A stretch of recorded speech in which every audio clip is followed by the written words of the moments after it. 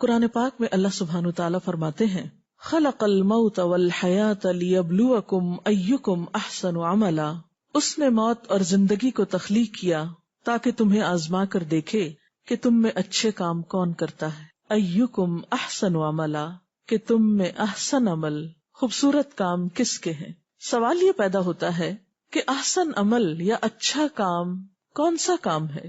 احسن عمل کی تعریف کیا ہے؟ احسن عمل کے لیے 2 شرائط کا ہونا بے حد ضروری ہے. نمبر 1 کہ وہ کام اللہ کی رضا کے لیے ہو، اور نمبر 2 وہ رسول اللہ صلی اللہ علیہ وسلم کے بتائے ہوئے طریقے کے مطابق ہو. تو گویا جس عمل میں اخلاص نہیں وہ عمل اچھا نہیں. ملاوٹ والا کام اللہ کو پسند نہیں، اور اسی طرح اپنے حبیب محمد صلی اللہ علیہ وسلم کے طریقے سے ہٹا ہوا کوئی کام، خواہ وہ کتنا ہی بڑا کام ہو، وہ بھی اس کو پسند نہیں. اس لیے کہ اس کی نظر میں اسوہ حسنہ، خوبصورت نمونہ تو اللہ کے رسول صلی اللہ علیہ وسلم کی زندگی میں ہے. یعنی اخلاص یا حسن نیت کے بارے میں آج ہم گفتگو کریں گے. اخلاص کا لفظ عربی زبان کا لفظ ہے، خے لام صاد اس کا روٹ ہے. اردو زبان میں بھی ہم اس مادے سے نکلے ہوئے بہت سے الفاظ استعمال کرتے ہیں، مثلا خالص، مخلص، خلوص وغیرہ. تو اخلاص کا معنی ہوتا ہے کہ انسان اپنی گفتگو، اپنے عمل، اپنی جد و جہد، اپنی دوڑ دھوپ، ان ساری چیزوں کو اللہ کی رضا کے تابع کر لے. وہ اپنے جسم سے، اپنے مال سے، اپنی صلاحیتوں سے جو بھی کام لے، اس میں سب سے پہلے یہ دیکھے کہ کیا یہ کام میرے خالق، میرے محسن کو راضی کرے گا، خوش کرے گا یا ناراض کرے گا. یہ سوچنا کیوں ضروری ہے؟ یہ اس لیے ضروری ہے کہ جس نے ہمیں یہ سب کچھ دے رکھا ہے، اگر ہم اس کی خوشی کو مد نظر نہیں رکھتے تو ہم نہایت ناشکرے پن کا ثبوت دیتے ہیں، اس نعمت کا صحیح حق ہی ادا نہیں کرتے. لہٰذا اپنے ہر کام میں اپنے خالق اور مالک کی مرضی کو مد نظر رکھنا بے حد ضروری ہے. قرآن پاک میں اللہ سبحانہ تعالیٰ نے ہمیں اس کا حکم بھی دیا ہے. ارشاد باری تعالیٰ ہے قل ان صلاتی ونسکی ومحیای ومماتی للہ رب العالمین لا شریک لہ وبذلک امرت وانا اول المسلمین. آپ کہہ دیجئے کہ بے شک میری نماز، میری قربانی، میرا جینا اور میرا مرنا اللہ رب العالمین کے لیے ہے، اس کا کوئی شریک نہیں. اسی بات کا مجھے حکم دیا گیا اور میں سب سے پہلا فرما بردار ہوں، مسلمان ہوں، تابعدار ہوں، اپنے آپ کو اللہ کے حوالے کرنے والا ہوں، یعنی اللہ کی رضا پر راضی ہونے والا ہوں.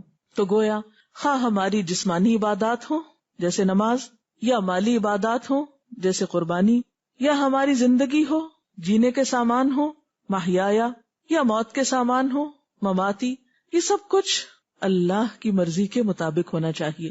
اسی طرح قرآن پاک کی ایک اور آیت میں اللہ سبحانہ وتعالیٰ فرماتے ہیں وَمَا أُمِرُوا إِلَّا لِيَعْبُدُوا اللَّهَ مُخْلِصِينَ لَهُ الدِّينَ، اور انہیں اسی بات کا حکم دیا گیا ہے کہ وہ اپنے دین کو اللہ کے لیے خالص کرتے ہوئے اس کی عبادت کریں. گویا صرف نماز نہیں، تمام عبادات اللہ کی خوشنودی کی خاطر ہونی چاہیے، نہ کہ لوگوں کو دکھانے کی خاطر. ایک شخص رسول اللہ صلی اللہ علیہ وسلم کے پاس آتا ہے اور پوچھتا ہے اے اللہ کے رسول صلی اللہ علیہ وسلم، میں ایک اچھا کام کرتا ہوں اور میں اللہ کی رضا بھی چاہتا ہوں، اور میں یہ بھی چاہتا ہوں کہ لوگ میرے کام کو دیکھیں، یعنی لوگوں کی رضا بھی چاہتا ہوں یا لوگوں کی پسند کو بھی مد نظر رکھتا ہوں، تو میرا یہ کام کیسا کام ہے؟ تو آپ خاموش رہے حتیٰ کہ وحی نازل ہوئی فَمَنْ كَانَ يَرْجُو لِقَاءَ رَبِّهِ فَلْيَعْمَلْ عَمَلًا صَالِحًا وَلَا يُشْرِكْ بِعِبَادَةِ رَبِّهِ أَحَدًا، کہ جو شخص اپنے رب کی ملاقات کا امیدوار ہے اسے چاہیے کہ وہ نیک کام کرے اور اپنے رب کی عبادت میں کسی کو بھی شریک نہ کرے. یعنی جو کام اللہ کے لیے کر رہا ہے اس میں پھر انسانوں کی رضا یا انسانوں کی خوشنودی یا انسانوں کا دکھاوا شامل نہ ہو، اور کوئی عمل اس وقت تک نیک عمل کہلا نہیں سکتا جب تک کہ اس کے لیے اس شرط کو پورا نہ کیا جائے. نبی صلی اللہ علیہ وسلم نے فرمایا انما الاعمال بالنیات، اعمال کا دار و مدار نیتوں پر ہے. اگر نیت درست نہیں تو عمل بھی درست نہیں، اور اگر نیت اچھی ہے، سوچ اچھی ہے، اللہ کی رضا مطلوب و مقصود ہے، تو اس عمل کی خواہ وہ چھوٹا سا عمل ہی کیوں نہ ہو، اس کی قدر و قیمت کئی درجے بڑھ جاتی ہے۔ اسی لیے نبی صلی اللہ علیہ وسلم نے نیت کو خالص کرنے والوں کے لیے خوشخبری سنائی ہے کہ طوبی للمخلصین، خوشخبری ہے ان لوگوں کے لیے جو اپنا کام محض اللہ کی رضا کے لیے خالص کرتے ہوئے کرتے ہیں۔ اس کے برعکس اگر کوئی شخص بدنیت ہوتا ہے، بظاہر نیکی کا بہت بڑا کام کر رہا ہے، لیکن مقصود اس کا دنیا کی شہرت کمانا ہے یا لوگوں کو خوش کرنا ہے یا لوگوں میں شہرت پانا ہے، تو ایسا عمل اللہ تعالیٰ کے ہاں قابل قبول نہیں۔ اسی لیے ہم دیکھتے ہیں کہ نبی صلی اللہ علیہ وسلم نے ایسے کاموں کو ناپسندیدہ قرار دیا، اور قرآن پاک میں ایسے کاموں کو منافقین کے کام بتائے گئے۔ ایسا کرنا دراصل ریاکاری کہلاتا ہے، یعنی بظاہر ایک نیک کام کرنا، لوگوں کو یہ بتانا کہ یہ کام اللہ کی خاطر ہے، حالانکہ وہ اللہ کے لیے نہ ہو، لوگوں کو دکھانے کے لیے ہو، تو ایسے کام کو ریاکاری والا کام کہیں گے، دکھاوے کا کام کہیں گے، اور یہ صفت مومنین کی نہیں ہوا کرتی، منافقین کی ہوتی ہے۔ ایسا کرنے والا دراصل دوسروں کو دھوکہ دے رہا ہوتا ہے، اور کوئی بھی شخص اللہ تعالیٰ کو دھوکہ نہیں دے سکتا۔ قرآن پاک میں آتا ہے ان المنافقین یخادعون اللہ وہو خادعہم وَإِذَا قَامُوا إِلَى الصَّلَاةِ قَامُوا كُسَالَىٰ يُرَاءُونَ النَّاسَ وَلَا يَذْكُرُونَ اللَّهَ إِلَّا قَلِيلًا، کہ منافق اللہ کو دھوکہ دیتے ہیں اور وہ ان کو دینے والا ہے، یعنی اللہ تعالیٰ کو کوئی دھوکہ نہیں دے سکتا، اور جب وہ نماز کے لیے جاتے ہیں تو سستی کے مارے، یعنی نماز کو ان کا دل نہیں چاہتا، اور وہ دکھاوا کرتے ہوئے جاتے ہیں، یعنی کبھی پڑھ بھی لیتے ہیں تو صرف یہ لوگوں کو بتانے کے لیے کہ ہاں ہم بہت نماز پڑھتے ہیں، اور وہ اللہ کو کچھ بھی یاد نہیں کرتے، یعنی نماز کے دوران بھی وہ اللہ کا ذکر نہیں کر رہے ہوتے، وہ ادھر ادھر دنیا کی باتیں سوچ رہے ہوتے ہیں۔ تو اس لیے یہ بات بے حد ضروری ہے کہ انسان کی ساری عبادات اللہ کے لیے خالص ہو۔ نبی صلی اللہ علیہ وسلم نے ایک اور موقع پر فرمایا ان اخوف ما اخاف علیکم الشرک الاصغر، کہ جس چیز کے بارے میں بہت زیادہ ڈرتا ہوں کہ تمہارے اندر آ جائے گی وہ شرک اصغر ہے، چھوٹا شرک۔ قالوا، لوگوں نے کہا وما الشرک الاصغر یا رسول اللہ، اے اللہ کے رسول صلی اللہ علیہ وسلم وہ شرک اصغر کیا ہے؟ قال الریا، فرمایا وہ دکھاوا ہے، ریاکاری ہے۔ قیامت کے دن اللہ تعالیٰ جب لوگوں کو ان کے اعمال کی جزا دے گا تو ریاکاروں کو کیا فرمائے گا کہ جن کی خاطر تم نے یہ کام کیے تھے یا جن کو دکھانے کے لیے سب کچھ کیا تھا، یہ تم انہی کے پاس لے جاؤ اور ان سے ان اعمال کا بدلہ پاؤ، کیونکہ میرے پاس تمہارے لیے ان اعمال کی کوئی جزا نہیں، کیونکہ یہ کام تم نے میرے لیے کیے ہی نہیں ہے۔ تو یہ بات انتہائی ضروری ہے کہ انسان جب بھی کوئی کام کرے اللہ کی رضا کے لیے کرے۔ بعض اوقات ایسا ہوتا ہے کہ انسان ایک اچھا کام کرتا ہے، اللہ کی خاطر کرتا ہے، چھپا کے کرتا ہے، لیکن پھر بھی لوگوں کو پتا چل جاتا ہے اور لوگ تعریف کرنے لگتے ہیں۔ اس پر ایک شخص کو بہت پریشانی ہوئی اور اس نے آ کر اللہ کے رسول صلی اللہ علیہ وسلم سے پوچھا کہ یا رسول اللہ صلی اللہ علیہ وسلم، ایک شخص اچھا کام کرتا ہے اور اس کو چھپاتا بھی ہے، لیکن جب وہ لوگوں کو پتا چل جاتا ہے اور لوگ تعریف کرنے لگتے ہیں تو دل خوش بھی ہو جاتا ہے، تو کیا ایسے شخص کا عمل برباد ہو جائے گا؟ تو آپ صلی اللہ علیہ وسلم نے فرمایا کہ نہیں، لہو اجران، ایسے شخص کو دگنا اجر ملے گا، اجر السر، اس کام کو چھپا کے کرنے کا اجر، و اجر العلانیہ، اور اس کے ظاہر ہو جانے کا اجر، یعنی اس نے چھپا کر کیا لیکن جب وہ لوگوں کو پتا چل گیا تو لوگوں نے بھی اس کو دیکھ کر اچھے کام کر لیے، وہ ظاہر ہو گیا تو اس کو اس بات کا بھی اجر مل گیا۔ اسی طرح ایک اور شخص کو بھی ایسی ہی پریشانی ہوئی، اس نے بھی پوچھا کہ اگر انسان کوئی اچھا کام کرتا ہے، اللہ کے لیے کرتا ہے، لیکن وہ لوگوں کو پتا چل جاتا ہے اور لوگ اس کی تعریف کرنے لگتے ہیں، تو آپ نے فرمایا تلک عاجل بشر المؤمن، یہ مومن کو جلد ملنے والی خوشخبری ہے، یعنی اخلاص بھرے عمل کا صلہ اللہ تعالیٰ آخرت کے علاوہ دنیا میں بھی دے دیتا ہے۔ کہا جاتا ہے کہ ایک دفعہ حضرت عمر بن عبدالعزیز، جن کی نیکی، تقوی، پارسائی، علم، ہر چیز جانی اور پہچانی ہوئی ہے، کہیں جا رہے تھے تو لوگ ان کو دیکھنے کے لیے، ان سے ملنے کے لیے آگے بڑھے۔ ایک شخص جو سارا نظارہ دیکھ رہا تھا وہ دیکھ کر کہنے لگا، یوں لگتا ہے کہ اللہ تعالیٰ کو حضرت عمر سے بہت محبت ہے، کیونکہ حدیث میں آتا ہے کہ جس شخص سے اللہ تعالیٰ محبت کرتا ہے پھر اس کی اچھی تعریف کو دنیا میں اتار دیتا ہے۔ اس سے یہ پتہ چلتا ہے کہ انسان جب اللہ کے لیے خالص ہوتا ہے تو ایسا نہیں کہ اللہ تعالیٰ اس شخص کو دنیا میں رسوا کر دے یا دنیا میں اس کی نیکی اور خیر اور بھلائی جو ہے اس سے دوسروں کو فائدہ نہ پہنچے، وہ پھر اللہ کے ذمے ہو جاتا ہے، اللہ تعالیٰ اس کو دنیا میں بھی نیک نامی عطا کرتا ہے۔ اس کا مطلب نہیں کہ انسان نیک نامی کے لیے کام کرنا شروع کر دے، کام اللہ کے لیے کرے، لیکن اللہ تعالیٰ خود اپنی رحمت سے اس شخص کو نیک نامی عطا کر دیتے ہیں۔ اور یہ بات ہے کہ ہم میں سے ہر شخص اس بات کے لیے پریشان رہتا ہے کہ کہیں اس کا عمل ضائع نہ ہو جائے، اور بعض اوقات ہم جتنی بھی کوشش کرتے ہیں کہیں نہ کہیں کمی بیشی ہو جاتی ہے، تو اس پر آپ صلی اللہ علیہ وسلم نے ایک دعا سکھائی ہے، حضرت ابو موسیٰ اشعری کہتے ہیں کہ ایک روز آپ صلی اللہ علیہ وسلم نے ہمیں خطبہ دیا اور فرمایا یا ایھا الناس، اے لوگو، اتقوا ھذا الشرک، اس شرک سے بچو، یعنی ریاکاری کے شرک سے، فإنہ اخفی من دبیب النمل، کیونکہ یہ چیونٹی کی چال سے بھی زیادہ چھپ کے داخل ہو جاتا ہے. یعنی جس طرح چیونٹی چلتی ہے تو پتہ ہی نہیں چلتا آپ کے کپڑوں پہ چل رہی ہو، بعضوں کے جسم پہ پتہ ہی نہیں چلتا. تو اسی طرح بعض اوقات انسان کی نیت خراب ہونے لگتی، پھسلنے لگتی، انسان کو سمجھ ہی نہیں آتی کہ کیا ہوا. تو ایک شخص نے کہا وَكَيْفَ نَتَّقِيهِ، اللہ کے رسول صلی اللہ علیہ وسلم ہم کیسے اس سے بچیں؟ یہ تو بڑا مشکل ہے کہ جس چیز کا ہمیں ادراک ہی نہیں ہوتا، پتہ ہی نہیں چلتا، اس سے کیسے بچیں؟ تو آپ نے فرمایا قال قولوا، آپ نے فرمایا کہو اللہم انا نعوذ بک من ان نشرک بک شیئا نعلمہ ونستغفرک لما لا نعلمہ. اللہم، اے اللہ، انا نعوذ بک، بے شک ہم اپنے آپ کو تیری پناہ میں دیتے ہیں، من ان نشرک بک شیئا، کہ ہم کسی بھی چیز کو تیرا شریک ٹھہرائیں، نعلمہ، جسے ہم جانتے ہیں، ونستغفرک، اور ہم تجھ سے بخشش طلب کرتے ہیں، لما لا نعلمہ، اس شرک پر جسے ہم جانتے نہیں، جو ہمیں پتہ ہی نہیں چلا. تو حقیقت یہ ہے کہ انسان ہر دم اللہ کی مدد کا محتاج ہے، اور ایسی تمام برائیوں سے اسی وقت بچا جا سکتا ہے جب اللہ کی مدد ہمارے شریک حال ہو. اللہ تعالی ہمیں اس سے نوازے. اگر کوئی سوال اس سلسلے میں آپ کے ذہن میں ہو تو آپ کر سکتے ہیں. ڈاکٹر صاحب، آپ ہمیں بتائیں گی کہ ریاکاری میں اور منافقت میں کیا فرق ہے؟ منافقت کی تو کئی علامات بتائی گئی ہیں. بنیادی طور پر ریاکاری جو ہے وہ اخلاص کے منافی ہے، اور منافقت جو ہے وہ بھی اخلاص کی ضد ہے. منافق شخص اللہ تعالیٰ کے ساتھ جب اپنا معاملہ صاف نہیں رکھتا تو لوگوں کے ساتھ بھی اس کا معاملہ اخلاص پر مبنی نہیں ہوتا. منافقت میں تو جھوٹ، بدعہدی، امانت میں خیانت، یہ تمام چیزیں آتی ہیں، اور یہ تمام صفات اسی شخص کی ہو سکتی ہیں جس کے دل میں خدا کا خوف نہ ہو. اور خدا کا خوف اخلاص ہی سے پیدا ہوتا ہے کہ جس شخص کے اندر یہ یقین ہو کہ میرا رب مجھے ہر جگہ دیکھ رہا ہے اور اس سے کوئی چیز بھی چھپی ہوئی نہیں، تو اس بنیاد پر وہ ان تمام چیزوں سے بچنے کی بھی کوشش کرتا ہے جو منافقت کے اندر آتی ہیں. نیت کا تعلق انسان کے دل سے ہے، اور دل کی حالت کبھی یکساں نہیں رہتی، تو اس عمل میں اکثر اوقات نیت بدلتی رہتی ہے، تو کیا سارے اعمال ضائع ہوتے رہتے ہیں؟ اس سلسلے میں بات یہ ہے کہ اللہ تعالیٰ سے اچھی توقع رکھنی چاہیے، اچھی امید رکھنی چاہیے. یا آپ نے درست فرمایا کہ دل ایک حال میں نہیں رہتا، بدلتا رہتا ہے. آپ اچھی نیت کرتے ہیں اور ابھی کام مکمل نہیں ہوتا کہ نیت بھی ساتھ ہی بدلنے لگتی ہے.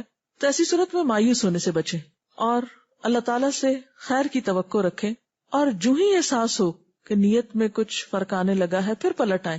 توبہ کا مطلب ہی پلٹنا ہے، بار بار بار پلٹنا ہے، کیونکہ جب انسان کسی جگہ پر پھسلتا ہے تو پھر وہیں بیٹھ نہیں جاتا بلکہ پھر سنبھلتا ہے. تو نیت کی پھسلن کا شکار ہو کر بھی انسان کو ساتھ ساتھ سنبھلتے رہنا چاہیے، اور کوشش کرتے رہنے سے انسان کافی حد تک اس پر قابو پا لیتا ہے، اگرچہ اتنا آسان نہیں. سفیان ثوری کہتے ہیں کہ سب سے زیادہ مجھے جس چیز کے کرنے میں مشکل پیدا ہوئی یا جو مجھے مشکل لگی وہ نیت کی درستگی تھی. یعنی بہت سی برائیوں پہ قابو پا لیا، لیکن نیت کی اصلاح، اس پر سب سے زیادہ محنت کرنا پڑی. اور یہ نیت کی درستگی انسان کو ایک باشعور انسان بناتی، ایک الرٹ انسان بناتی ہے جو ہر وقت چوکنا رہتا ہے، محتاط رہتا ہے.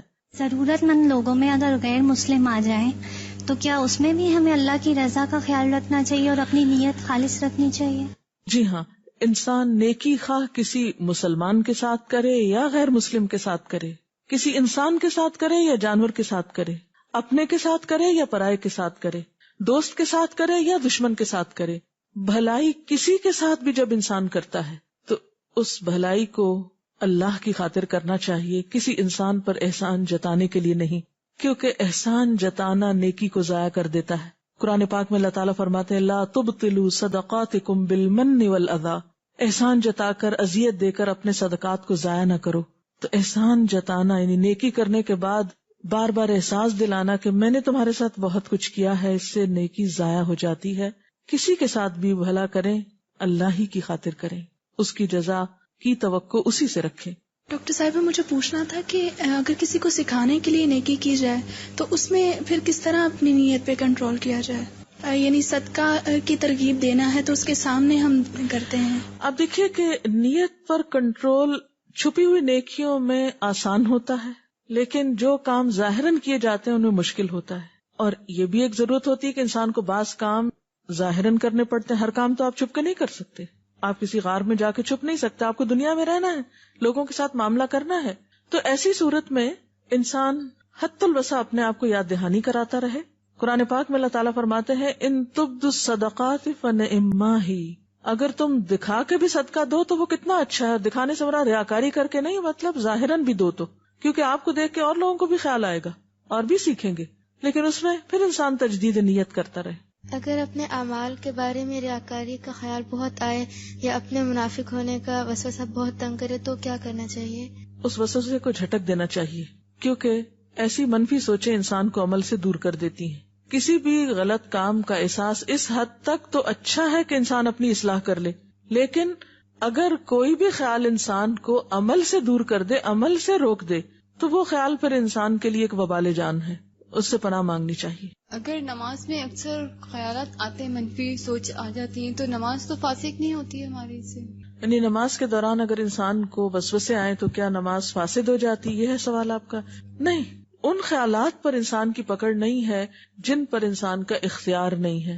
یعنی آپ جان بوجھ کے نہیں سوچے چلے جا رہے، خیال آ گیا اور چلا گیا. جس چیز سے منع کیا گیا وہ یہ کہ انسان جان بوجھ کر خیال لا کے پھر اس کو فالو کرے اور سوچتا ہی چلا جائے اور پورا نماز کے اندر ایک کہانی گھڑ لے، تو یہ بات درست نہیں ہے. خیال آئے جھٹک دے، آئے جھٹک دے، اور بار بار اپنے آپ کو اللہ کی طرف متوجہ کرتا رہے. اللہ تعالیٰ کا لاکھ لاکھ شکر ہے کہ ایک بار پھر رمضان المبارک اپنی رحمتوں اور برکتوں کے ساتھ ہم پر سایہ فگن ہے. رمضان المبارک اللہ تعالیٰ کی خاص نعمتوں میں سے ایک نعمت ہے. یہ وہ مبارک مہینہ ہے جس میں قرآن پاک نازل ہوا. رسول اکرم صلی اللہ علیہ وسلم صحابہ کرام کو ان الفاظ میں رمضان کی خوشخبری دیا کرتے تھے. ایک روایت میں آتا ہے آپ صلی اللہ علیہ وسلم نے فرمایا اتاکم رمضان شہر برکت یغنیکم اللہ فیہ فینزل الرحمہ ویحط الخطایا ویستجیب الدعاء ینظر اللہ الی تنافسکم فیہ فیباہی بکم ملائکتہ فأروا اللہ من انفسکم خیرا فإن الشقی من حرم فیہ رحمت اللہ. تمہارے پاس رمضان جیسا بابرکت مہینہ آیا ہے.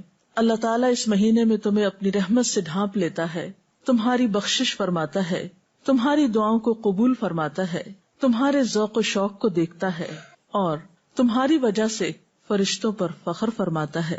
پس تم بھی اپنی طرف سے اللہ تعالیٰ کو بھلائی دکھاؤ، یعنی نیکیوں میں آگے بڑھو. بے شک وہ شخص نہایت بدبخت ہے جو اس مہینے میں اللہ کی رحمت سے محروم رہا. تو اللہ تعالیٰ سے دعا ہے کہ اللہ تعالیٰ ہمیں اس مہینے کی رحمتوں اور برکتوں سے صحیح طور پر فائدہ اٹھانے کی توفیق دے. یہ فائدہ ہم اسی وقت اٹھا سکتے ہیں جب ہم ذہنی طور پر، عملی طور پر اس مہینے میں زیادہ سے زیادہ نیکی کے کام کرنے کی تیاری بھی کریں. تو ابتدائے رمضان کے موقع پر یہ بات مناسب معلوم ہوتی ہے کہ ہم ایک بار پھر رمضان کی یادوں کو دہرا لیں اور اس بارے میں اللہ اور اس کے رسول صلی اللہ علیہ وسلم کے ارشادات اور فرامین کو اپنے سامنے رکھیں. رسول اکرم صلی اللہ علیہ وسلم نے شعبان کے آخری دن ایک مرتبہ خطبہ ارشاد فرماتے ہوئے صحابہ کرام کو رمضان اور اس میں کرنے والے کاموں کے بارے میں کچھ اس انداز سے نصیحتیں فرمائی. یا ایھا الناس قد اظلکم شہر عظیم شہر مبارک شہر فیہ لیلۃ خیر من الف شہر جعل اللہ صیامہ فریضۃ وقیام لیلہ تطوعا من تقرب فیہ بخصلۃ من الخیر کان کمن ادى فریضۃ فیما سواہ ومن ادى فریضۃ فیہ کان کمن ادى 70 فریضۃ فیما سواہ. اے لوگو، تم پر ایک بڑے مرتبے والے مہینے نے سایہ کیا ہے. وہ بہت برکت والا مہینہ ہے. اس مہینے میں ایک رات ایسی ہے جو 1000 رات سے بہتر ہے. اللہ تعالیٰ نے اس کے روزے فرض قرار دیے ہیں اور اس کی راتوں کے قیام کو نفل قرار دیا ہے. جو شخص اس مہینے میں کسی نیک عادت کے ساتھ اللہ تعالیٰ کا قرب تلاش کرے تو اللہ تعالیٰ اس شخص کو اس نفل کا ثواب اتنا عطا کرتے ہیں جتنا دوسرے مہینے کے فرض کا ثواب ہوتا ہے. اور اگر کوئی شخص اس مہینے میں ایک فریضہ ادا کرتا ہے تو اس کو دوسرے مہینے کے 70 فرائض کے برابر اجر عطا ہوتا ہے. آپ صلی اللہ علیہ وسلم نے فرمایا وَهُوَ شَهْرُ الصَّبْرِ، اور یہ صبر کا مہینہ ہے. وَالصَّبْرُ ثَوَابُهُ الْجَنَّةُ، اور صبر کا بدلہ تو جنت ہے. وَشَهْرُ الْمُوَاسَاةِ، اور ایک دوسرے سے ہمدردی کرنے کا مہینہ ہے، غمخواری کرنے کا مہینہ ہے، کیونکہ انسان روزے کی حالت میں خود بھوک پیاس محسوس کرتا ہے تو اسے ان لوگوں کی بھوک پیاس محسوس ہوتی ہے جو اپنی روزی پوری طرح کما نہیں سکتے، اپنی ضروریات زندگی پوری کرنے سے قاصر ہیں، لہٰذا انسان کی توجہ خود بخود ان کی طرف جاتی ہے۔ پھر فرمایا وَشَهْرٌ يُزَادُ فِيهِ رِزْقُ الْمُؤْمِنِ، یہ وہ مہینہ ہے جس میں مومن کی روزی بڑھا دی جاتی ہے۔ اس مہینے میں من فطر فیہ صائما، جس نے کسی روزہ دار کا روزہ کھلوایا، اس کو افطار کرایا، کان لہ مغفرۃ لذنوبہ، تو یہ افطاری اس کے گناہوں کی بخشش کا ذریعہ بنے گی۔ یعنی روزہ رکھنے کے علاوہ روزہ افطار کرانے کا اتنا ثواب ہے کہ اس سے انسان کے گناہوں کی بخشش ہوگی۔ وعتق رقبتہ من النار، اور یہ افطاری اس کی گردن کو آگ سے رہا کرانے کا ذریعہ بنے گی۔ وَكَانَ لَهُ مِثْلُ أَجْرِهِ مِنْ غَيْرِ أَنْ يُنْتَقَصَ مِنْ أَجْرِهِ شَيْءٌ، اور روزہ افطار کرانے والے کو بھی اتنا ہی اجر ملے گا، اتنا ہی ثواب ملے گا جتنا ثواب روزہ رکھنے والے کو ملے گا، یعنی افطار کرانے والے کو افطار روزہ رکھنے والے کے اجر کے برابر اجر ملے گا۔ نبی صلی اللہ علیہ وسلم جب افطار کرانے کی یہ فضیلت بیان فرما رہے تھے تو اس پر صحابہ کرام نے عرض کیا، قلنا یا رسول اللہ صلی اللہ علیہ وسلم، ہم نے عرض کیا اے اللہ کے رسول صلی اللہ علیہ وسلم، ہم سب لوگ اتنی چیزیں نہیں پاتے کہ دوسروں کا روزہ بھی افطار کرا سکے، یعنی ہمارے پاس تو بس اتنا ہوتا ہے کہ ہم اپنی ضرورت پوری کریں، دوسروں کو کیسے افطار کرائیں۔ تو اس پر آپ صلی اللہ علیہ وسلم نے فرمایا کہ اللہ تعالیٰ اس شخص کو بھی اتنا ہی ثواب دیتے ہیں جو کسی کا روزہ لسی کے گھونٹ سے یا پانی کے گھونٹ سے افطار کراتا ہے، یا پھر کھجور کے ایک ٹکڑے سے، یعنی ضروری نہیں کہ کسی بہت بڑی دعوت کا ہی اہتمام کیا جائے، معمولی چیز کے ساتھ بھی اگر کوئی شخص کسی دوسرے کا روزہ افطار کراتا ہے تو اس کو بھی اتنا بڑا اجر و ثواب ملتا ہے۔ پھر اسی طرح آپ نے یہ بھی فرمایا کہ جو شخص کسی روزہ دار کو پیٹ بھر کے کھانا کھلائے تو اسے اللہ تعالیٰ میرے حوض یعنی حوض کوثر سے سیراب کرے گا، جس کے بعد وہ کبھی پیاسا نہ ہوگا یہاں تک کہ جنت میں داخل ہو جائے۔ پھر آپ نے فرمایا وَهُوَ شَهْرٌ أَوَّلُهُ رَحْمَةٌ، یہ ایک ایسا مہینہ ہے جس کا ابتدائی حصہ رحمت بھرا ہے، وَأَوْسَطُهُ مَغْفِرَةٌ، اور درمیانہ حصہ بخشش والا ہے، وَآخِرُهُ عِتْقٌ مِّنَ النَّارِ، اور آخری حصہ آگ سے رہائی کا حصہ ہے، یعنی اس میں مومن کی گردن آگ سے رہا کر دی جاتی ہے اس کی عبادت، آہوزاری اور اللہ کی طرف توجہ کرنے کی وجہ سے۔ اور اس کے ساتھ آپ نے یہ تلقین بھی فرمائی کہ جو شخص اس مہینے میں اپنے غلام سے کم کام لے گا، یعنی تھوڑی خدمت لے گا، اللہ تعالیٰ اس کے بدلے اس کو بخش دے گا اور اسے جہنم سے آزاد کرے گا۔ گویا غمخواری کے اس مہینے میں غمخواری صرف باہر کے لوگوں کے ساتھ ہی نہیں، اپنے گھر کے خادموں اور نوکروں کے ساتھ بھی، کیونکہ سب سے زیادہ انسان کی خیر و بھلائی کے مستحق اس کے قریب کے لوگ ہوتے ہیں۔ تو گویا رمضان المبارک نیکیوں کا موسم بہار ہے، یہ مہینہ جسے شہر مبارکن کہا گیا، مبارک مہینہ، شہر عظیم کہا گیا، عظیم مہینہ، جسے شہر برکہ کہا گیا، برکت والا مہینہ، شہر الصبر، صبر کا مہینہ، شہر المواسات، باہم ہمدردی اور غمخواری کرنے کا مہینہ، رحمت کا مہینہ، بخشش کا مہینہ، آگ سے نجات اور رہائی کا مہینہ۔ یہ ایک ایسا مہینہ ہے جس سے ہم میں سے کوئی بھی غافل نہیں ہو سکتا اور غافل ہونا بھی نہیں چاہیے، کیونکہ اللہ تعالیٰ کی رحمتیں عام ہیں۔ محروم القسمت ہے وہ شخص جو اس مہینے کی خیر و بھلائی سے محروم رہ گیا اور اس نے اس مہینے میں بھی اللہ تعالیٰ کی طرف توجہ نہ کی اور نیکی کے اس موسم بہار سے فائدہ نہ اٹھایا۔ تو آئیے دیکھتے ہیں کہ اس مہینے سے ہم کس کس طریقے پر فائدہ اٹھا سکتے ہیں۔ خصوصی طور پر ہمیں کون سے کام ایسے کرنے چاہیے کہ جس سے ہم اس مہینے سے صحیح طور پر فائدہ اٹھا سکیں۔ اگر دیکھا جائے تو ہمارا دین دو بڑے کاموں کا مجموعہ ہے۔ ایک طرف ہمیں اپنے رب کے حقوق ادا کرنا ہے جس نے ہمیں پیدا کیا، جس نے ہمیں زندگی جیسی نعمت دی اور بے شمار دیگر نعمتیں عطا کی، ہم اس کے احسان مند ہوں، اس کے حقوق ادا کریں۔ اور دوسری طرف ان انسانوں کے حقوق کی ادائیگی ہمارے دین کا ایک لازمی حصہ ہے، جن انسانوں کے ساتھ ہم اس زمین پر رہتے ہیں، جن کے ساتھ ہمارا دن رات رابطہ اور واسطہ ہوتا ہے، تعلق ہوتا ہے۔ اور ایک انسان کی زندگی اسی وقت پرسکون اور خوبصورت زندگی بن سکتی ہے، اور دوسری طرف اس زمین پر بسنے والے انسانوں کے ساتھ اچھا سلوک کرے، احسان کے ساتھ پیش آئے. جو انسان ان دونوں چیزوں کی طرف توجہ دیتا ہے وہی انسان دراصل ایک اعتدال کی زندگی بسر کرتا ہے، جس کے نتیجے میں انسان اس دنیا میں بھی سکون پاتا ہے اور دوسری زندگی یعنی آخرت کی زندگی بھی اس کی خوشگوار ہو سکتی ہے. تو آئیے دیکھتے ہیں کہ اس مہینے میں کرنے کے کام کیا ہیں. سب سے پہلے حقوق اللہ تعالیٰ کے حقوق، اپنے خالق کے حقوق کی ادائیگی میں نمبر 1 نماز ہے. نماز دین کا ستون ہے. ایک مومن اور کافر کے درمیان فرق ہے. نماز نبی صلی اللہ علیہ وسلم کے نزدیک آنکھوں کی ٹھنڈک ہے، اور یہ ایک حقیقت ہے کہ انسان کے لیے سکون حاصل کرنے کا سب سے بڑا ذریعہ نماز ہے، جس میں انسان پاک صاف ہو کر پوری یکسوئی اور توجہ کے ساتھ اللہ تعالیٰ کے حضور حاضر ہو کر اس کو یاد بھی کرتا ہے اور اس سے دعائیں بھی کرتا ہے. اور اس مہینے میں فرض نماز کے علاوہ خصوصی طور پر نوافل کا اہتمام ضروری ہے، جن میں خصوصاً رات کا قیام تراویح کی شکل میں یا پھر تہجد کی شکل میں، کیونکہ نبی صلی اللہ علیہ وسلم نے فرمایا من قام رمضان ایمانا و احتسابا غفر له ما تقدم من ذنبه، جس نے ایمان اور احتساب یعنی اپنا حساب کرتے ہوئے اور اللہ تعالیٰ سے اچھے اجر کی توقع رکھتے ہوئے صرف اللہ کی رضا کی خاطر رات کا قیام کیا، اللہ تعالیٰ اس کے پچھلے سب گناہ معاف فرما دیں گے. تو اس لیے دن کو روزہ اور رات کو تراویح کی نماز، نفل نماز، اس کا خاص اہتمام کرنا بے حد ضروری ہے. روزے اور نماز کے علاوہ خصوصی طور پر اس مہینے میں قرآن پاک سے تعلق قائم کرنا چاہیے، کیونکہ یہ وہ مہینہ ہے جس میں قرآن پاک نازل ہوا.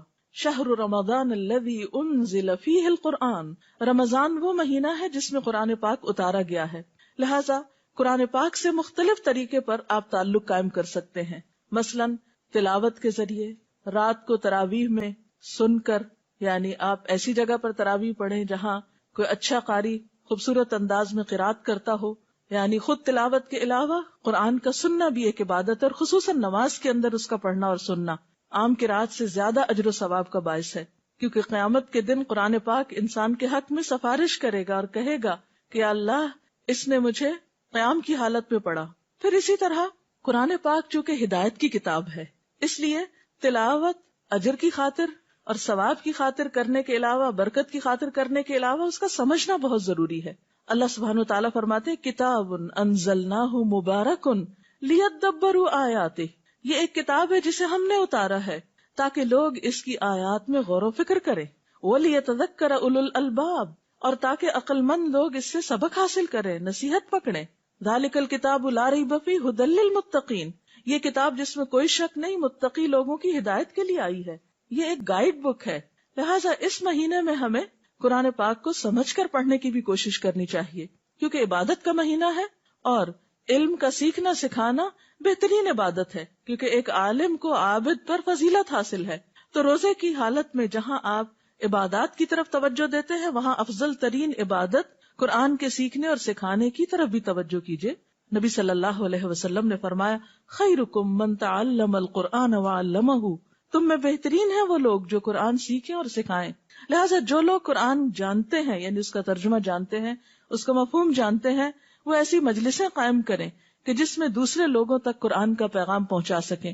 اور اسی طرح جو لوگ نہیں جانتے وہ خاص طور پر ایسے علماء اور ایسے لوگوں کے حلقوں میں حاضر ہوں اور وہاں قرآن سیکھیں، تاکہ ان کی زندگی میں بھی قرآن کی خیر و برکت نظر آئے. کیونکہ اللہ تعالیٰ اس کتاب کے ذریعے کچھ قوموں کو بلندی عطا کرتے ہیں اور کچھ قوموں کو ذلیل و رسوا کر دیتے ہیں. تو قرآن جیسی نعمت کے ہوتے ہوئے اگر کوئی شخص اس رحمت اور برکت سے فائدہ نہیں اٹھاتا تو وہ خود اپنا نقصان کرتا ہے. اور رمضان المبارک قرآن کی طرف رجوع کرنے کے لیے ایک بہترین مہینہ ہے.